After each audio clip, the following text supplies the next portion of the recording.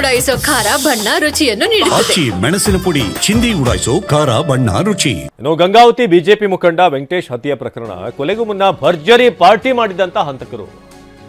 ಗಂಗಾವತಿಯ BJP ಮುಖಂಡ ವೆಂಕಟೇಶ್ ಕೊಲೆಗೂ ಮುನ್ನ ಭರ್ಜರಿ ಪಾರ್ಟಿ ಮಾಡಿದ್ರು ಈ ಹಂತಕರು ಅಂತ ರಕ್ತ ಚರಿತ್ರೆ ಚಿತ್ರದ ಹಾಡು ಕೇಳ್ತಾ ಇವರು ಪಾರ್ಟಿ ಮಾಡಿದ್ದಾರೆ. ಚಾಕು ಹಿಡಿದು ಭರ್ಜರಿ ಪಾರ್ಟಿ ಮಾಡಿದಂತ ಹಂತಕರು ನಿನ್ನೆ ಕೊಲೆ ಮಾಡೋವರೆಗೂ ಕೂಡ ಬಿಡನು ಅಂತ ಆರ್ಭಟ. ನಿನ್ನ ಕೊಲೆ ಮಾಡೋ ತನಕ ನಾನು ಬಿಡೆನು ಅಂತ. ಆರೋಪಿಗಳು ಪಾರ್ಟಿ ಮಾಡದಂತ ವಿಡಿಯೋ ವೈರಲ್ ಆಗಿದೆ. ಪಾರ್ಟಿ ಬಳಿಕ ವೆಂಕಟೇಶ್ನನ್ನ ಬೆನ್ನತ್ತಿದ್ದಂತ ಹಂತಕರು ಬೈಕ್ನಲ್ಲಿ ಹೋಗ್ತಾ ಇದ್ದಂತ ವೆಂಕಟೇಶ್ ಮತ್ತು ಆತನ ಸಹಚರರು ಬಿಜೆಪಿ ಮುಖಂಡ ವೆಂಕಟೇಶ್ ಬೈಕ್ ಬೆನ್ನತ್ತಿ ಹಂತಕರು ಹತ್ಯೆ ಮಾಡಿದ್ದಾರೆ.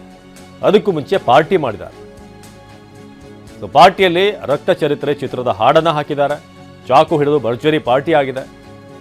ನಿನ್ನ ಕೊಲೆ ಮಾಡೋವರೆಗೂ ಕೂಡ ಬಿಡೇನು ಅಂತ ಆರ್ಭಟ ಮಾಡಿರೋದು ಇದೇ ವಿಡಿಯೋ ಈಗ ಸಿಕ್ಕಿರೋದು. ಕೊಲೆಗೂ ಮುಂಚೆ ಮಾಡಿರುವಂತಹ ಪಾರ್ಟಿ.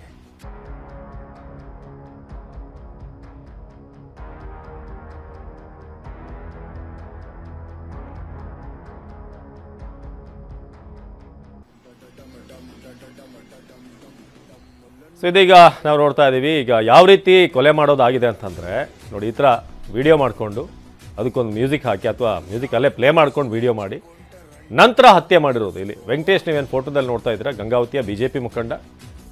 ಸೊ ಪಾರ್ಟಿ ಬಳಿಕ ವೆಂಕಟೇಶ್ನನ್ನು ಇವರು ಚೇಸ್ ಮಾಡಿದ್ದಾರೆ.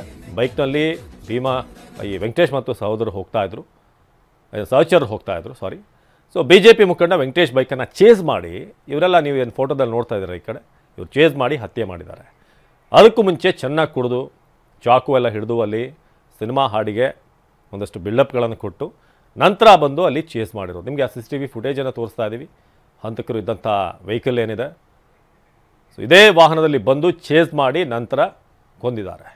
ಹತ್ಯೆ ಆದಂಥ ವೆಂಕಟೇಶ್